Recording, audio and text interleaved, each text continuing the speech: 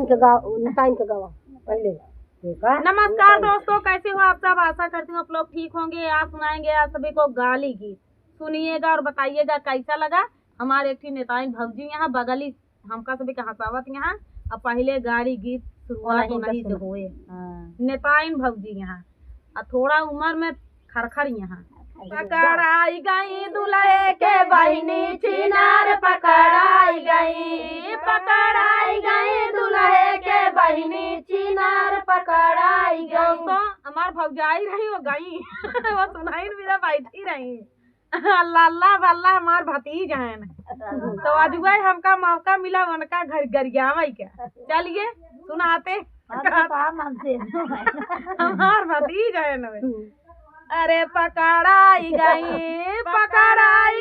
दुल्हे के बहिनी चिनार, पकड़ाई गई। अरे गैली बाजरिया पटावई बाजार, अरे लइके ओढ़निया लुटावई ले लाज, पकड़ाई गई, पकड़ाई गई दुल्हे के बहिनी चिनार, पकड़ाई गई, पकड़ाई गई दुल्हे के बहिनी चिनार, पकड़ाई गई, समधी के बहिनी चिनार, पकड़ाई गई, पकड़ाई गई समधी के बहिनी चिनार, पकड़ाई गई। अरे दई के सोनरवा गले कई हार, अरे गतराई गतरा लूटे लारास, पकड़ाई गई, पकड़ाई गई समधी के बहिनी चिनार, पकड़ाई गई, पकड़ाई गई समधी के बहिनी चिनार, पकड़ाई गई, पकड़ाई गई समधी के बहिनी चिनार, पकड़ाई गई, पकड़ाई गई समधी के बहिनी चिनार, पकड़ाई गई बरती हमन के बहिनी चिनार, पकड़ाई गई, पकड़ाई गई बरती हमन के बहिनी चिनार, पकड़ाई। अरे हेलवैया खियाई के चाट चटकार, अरे कुआना पे लई के मजालिए मार, पकड़ाई गई, पकड़ाई गई बरती हमन के बहिनी चिनार, पकड़ाई गई, पकड़ाई गई बरती हमन के बहिनी चिनार, पकड़ाई गई, पकड़ाई गई बरती हमन के बहिनी चिनार, पकड़ाई गई, पकड़ाई गई, पकड़ाई गई सहबलवा के बहिनी चिनार, पकड़ाई गई, पकड़ाई गई बरती हमन के बहिनी चिनार, पकड़ाई गई बजनी हमन के बहिनी चिनार, पकड़ाई गई, पकड़ाई गई बजनी हमन के बहिनी चिनार, पकड़ाई गई। गैली बजरिया ले आईली नथियावा, गैली बजरिया ले आईली नथियावा, ऐसा लाए झुमका बिकाई गए सजना, ऐसा लाए झुमका बिकाई गए सजना, मैं अलबेली गोदाया गोदाना। अरे भैया यस यहाँ की भैया सजनवा की दमादवा बेच लेबू भैया कहाँ हम पाऊ। आए तो ऐसा दामाद मुश्किल से बहुत सबका बहुत मुश्किल से दामाद सबका प्यारा होती। दमाद में चाहिए 7-8 अवगुड़ भरा ही रहा है नहीं अवगुड़ भले भरा रहा, मगर हमारे दामाद भैया सब कम मिले और बेचा उचा जिन भैया हम पहले बताएंगे भाई।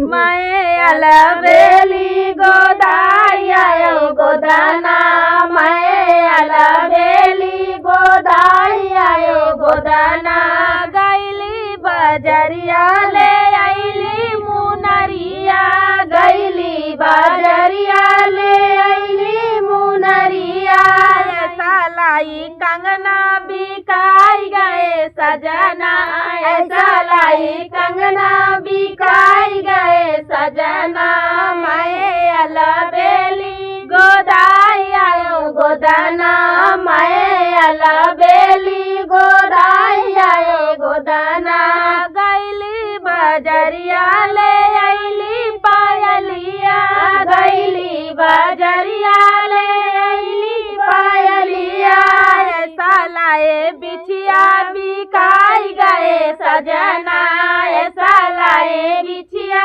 बिकाई सजना मैं अलबेली गोदाया गोदना मैं अलबेली गोदाया गोदना गैली बजरिया ले अली चुनरिया गैली बजरिया ले अली चुनरिया ऐसा लाई लहंगा बिकाई गए सजना ऐसा लाई लहंगा बिकाई गए सजना माए अलबेली गोदाया गोदना माए अलबेली गोदाया गोदना माए अलबेली गोदाया गोदना माए अलबेली गोदाया गोदना। हमारे मौसी के ऊपर ज्यादा असर करता है भैया भैया दीदी हमार बहन यही बस हम दोनों जनी छोटी से बहन यही अब छोट भैया कहाँ देखी मौसी छोट छोट गोदना गोदाइल है यहाँ या छोट के गोदाए ये यहाँ भैया तनी दिखाओ दिखाओ मत। गोदाइल है ही गोदना गोदना सब छोट छोट गोदाए गोदना गोदाए में गिर जाता मोबाइल। चलिए दोस्तों मिलते हैं जे जे गोदना गोदाए हो पुराने जमाना के सब गोदाए हमारे मौसी गोदाए यहाँ माही के गोदाए देख लिया हमारे ससुरे में ई लागू रहा है लेकिन नैहरे में ना लागू रहा नहीं नहीं सुना ये पहले के जमाना में परंपरा चली आ रही है कि जब तक पैर नहीं गोदाएंगे तो 2-4 गोड़ इकट्ठा नहीं होना चाहिए। आप लोग समझ सकते हैं 4 गोड़ किसको कहते हैं। भैया गोदवाए यही हम ससुरे में इसीलिए गए हमारे पैर गोदवाए दीने नैहरे में पैर हाथ में जरूर गोदाए। तो चलिए दोस्तों ससुराल का मान सभी रखे हैं हम मौसी हमार ससुरे में गोदवाए जाए बाद यहाँ हमारे साथ गोदवाई नहीं।